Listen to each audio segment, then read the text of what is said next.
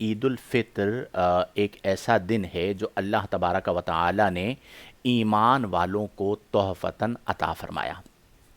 اب ایک ہمارے ہاں اصطلاح ہے چاند رات، جو کہ کل ہوگی ممکنہ طور پر، اور امارات وغیرہ میں آج ہو چکی ہے۔ تو چاند رات جو ہے یعنی عیدین کی جو شب ہے، اسے لیلۃ الجائزہ کہا جاتا ہے۔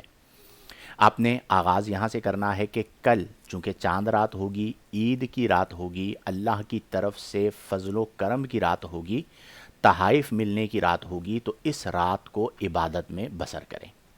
ایک حدیث مبارکہ میری نظروں سے گزری، سنن ابن ماجہ میں موجود ہے۔ ہمارے پیارے آقا کریم صلی اللہ علیہ وسلم نے فرمایا، من قام لیلتی العید محتسبا، جس شخص نے عید کی رات قیام کیا عبادت کے لیے، یعنی جس نے عید کی رات کو عبادت میں بسر کیا، حصول ثواب کے ارادے سے قیام کیا، تو اس کا اجر یہ ہے کہ لم یمت قلبہ یوم تموت القلوب، جس دن لوگوں کے دل مردہ ہو جائیں گے۔ میرے پیارے آقا کریم صلی اللہ علیہ وسلم نے فرمایا، لم یمت قلبہ، اس دن اس کا دل مردہ نہیں ہوگا۔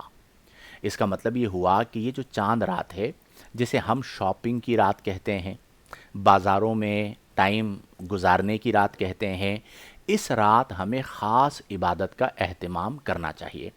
میں یہ نہیں کہتا کہ آپ شاپنگ نہ کریں، ضرورت ہے، چاہت ہے، اور ہماری جو قوم ہے ماشاءاللہ، آپ لوگ، میں بھی اسی قوم کا حصہ ہوں، ایٹ دا لاسٹ مومنٹ ہماری شاپنگ کمپلیٹ ہوتی ہے۔ ہم چیزوں کو لٹکانے کے عادی ہیں، لٹکائے بالکل لاسٹ ڈیٹ آ جائے گی، پھر ہم دوڑیں گے کہ یہ کام بھی کرنا، یہ کام بھی کرنا۔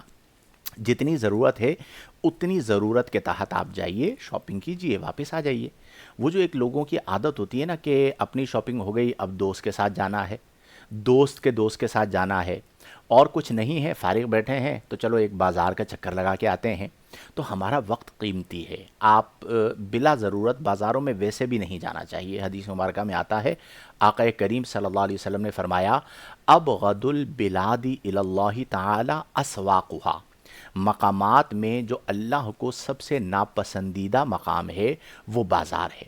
اس کا یہ مطلب نہیں ہے کہ تجارت چھوڑ دیں، وہ بھی ضرورت ہے، رزق حلال ہے، اس پر بھی ثواب ملتا ہے، لیکن بلا ضرورت وہاں پر بیٹھے رہنا وہ بہت سارے گناہوں کا سبب ہے نا۔ آپ جانتے ہیں اس رات بد نگاہی کے معاملات ہیں، رش ہوتی ہے، اس رش میں اوباش قسم کے، عیاش قسم کے جو لوگ ہوتے ہیں وہ بازاروں میں جا کر اوچھی حرکتیں بھی کرتے ہیں، اور بد نگاہی کا بھی اپنے لیے بربادی کا گویا کہ بد نگاہی کے ذریعے سامان کرتے ہیں۔ تو نمبر 1 یہ ہوا کہ اس رات کو ہم نے انشاءاللہ عبادت میں بسر کرنا ہے۔ دوسری چیز یہ ہے کہ جب کل عید کا دن ہوگا تو عید کے دن غسل کرنا، اچھے یا نیا لباس پہننا، یہ افضل ہے۔ سنت کریمہ بھی ہے کہ آقا کریم صلی اللہ علیہ وسلم عید کے دن غسل فرمایا کرتے تھے، خوشبو لگاتے تھے، اور بہترین لباس پہنتے تھے۔ تو جب عید کا دن آئے گا، ہم نے نماز عید پڑھنے جانا ہے، تو ہم اس بات کا اہتمام کریں کہ باغسل ہوں، تازہ غسل کیجئے، اس کے بعد عطر استعمال کیجئے یعنی خوشبو استعمال کیجئے، اور اس کے ساتھ ساتھ آپ اچھا یا بہترین یا نیا جو بھی آپ کو اللہ نے توفیق عطا فرمائی ہے وہ آپ لباس پہن لیجئے۔ یہ بھی یاد رکھیں کہ ظاہراً اچھا لباس پہن لینا، اچھی گھڑی پہن لینا، اچھی ٹوپی پہن لینا، ہمارے مذہبی حوالے سے بتا رہا ہوں، تو یہ عید کا اصل سامان نہیں ہے۔ اصل یہ ہے کہ آپ اپنے باطن کو اللہ کے نور سے منور کریں۔ اگر آپ نے رمضان اس کے حقوق کے مطابق گزارا تو واقعتاً یہ آپ کے لیے عید ہے۔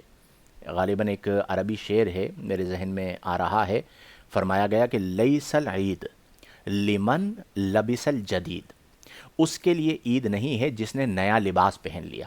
فرمایا انما العید، عید تو اس کے لیے ہے لمن خاف الوعید، جو اپنے دل میں قیامت کا خوف رکھے۔ تو اچھا لباس پہنیے، اجلا لباس پہنیے، اور خوشبو کا استعمال کیجئے۔ باغسل ہو کر ہم نے عید کی نماز ادا کرنے کے لیے جانا ہے۔